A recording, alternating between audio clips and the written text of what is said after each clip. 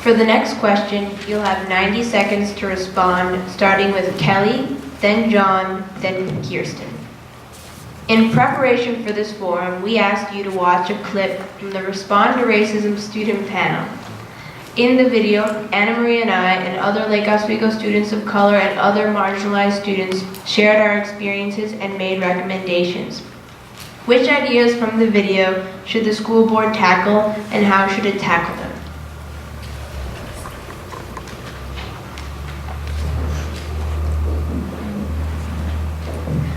I did watch the video a couple of times actually, and I have to say I was so impressed with all of the students and everything that they had to say so eloquently. It really is a real tribute to our kids of this community. So really proud of all of you. Thank you for being up there and letting your voices be heard. I think that the biggest thing that really got me was that it's the adults that we really need to be setting the example for these kids. And everything that we do in our community and we say affects our children. And so we need to be keenly aware of how we're treating people, what we're saying, and what that can mean to our kids. So I think that's probably the biggest piece, is really coming off the united front between the community, the families, and the schools to make sure that we're doing right by all of our kids and getting them ready for success and future ready for this world. I just really want to thank you, Maya, and Anna Marie, and Penelope, and some of the other students that are probably here for your bravery and just expressing your thoughts on where we are and where we need to go. And I was at the forum live as well, but it was very compelling. And a couple of the things that I thought of as I rewatched it were, I think we really need to commit to, I think Maya, you said this, this isn't something, we can't just create a committee and expect it to work. We have to commit to it, we have to own it, we have to live it and believe it. And I do, and I think many people, if not everyone in this room does, we're committed to changing it. The other thing that struck me, I think it was Janelle who said, she made the point of she had to grow up faster than other kids because she's African American and she's the only African American child in her school. It was hard for her to grow up, and it struck me that we need to start much earlier in our education.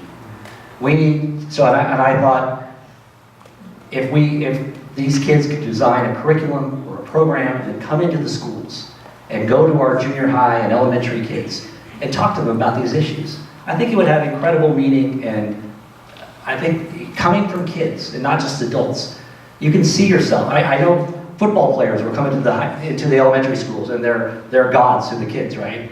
I think these people are gods and goddesses as well, coming into our schools and talking about issues that other kids of color, other kids who have different gender identity, have disabilities, coming in and showing, that's me, and I see myself in that person.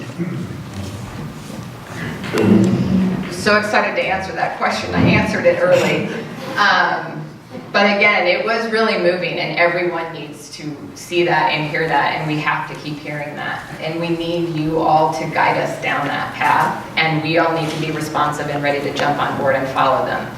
I'm going to take a moment to talk about the SPED audit to answer the first question, because I actually think it responds to this as well.